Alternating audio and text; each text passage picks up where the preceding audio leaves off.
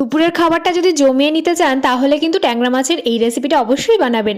ট্যাংরা মাছগুলোকে ভালো করে কেটে ধুয়ে লবণ আর হলুদ দিয়ে মাখিয়ে সর্ষের তেলে ভালো করে এইভাবে ভেজে নিন, একদম লাল লাল করে সুন্দর করে ভাজবেন কিন্তু এপিট ওপিট করে। মাছটা ভাজা হয়ে গেল। এবার একটা বড় সাইজের আলু এইভাবে কেটে নিন, কেটে নিয়ে লবণ হলুদ দিয়ে এটাকেও ভালো করে ভেজে নিন। এবার একটা বড় সাইজের বেগুন নিয়ে সেটা এইভাবে একটু বড় বড় সাইজ করবেন, করে হলুদ লবণ মাখিয়ে নিয়ে ভালো করে লাল করে ভেজে নিন বড়িগুলো।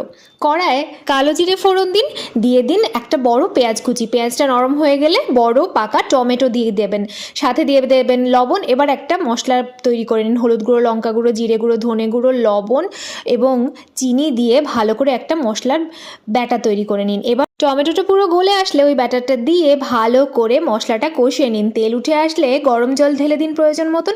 জল ফুটে উঠলে সমস্ত মাছ আর সবজি দিন, সবশেষে দিয়ে দিন ভেজে রাখা বড়িগুলো।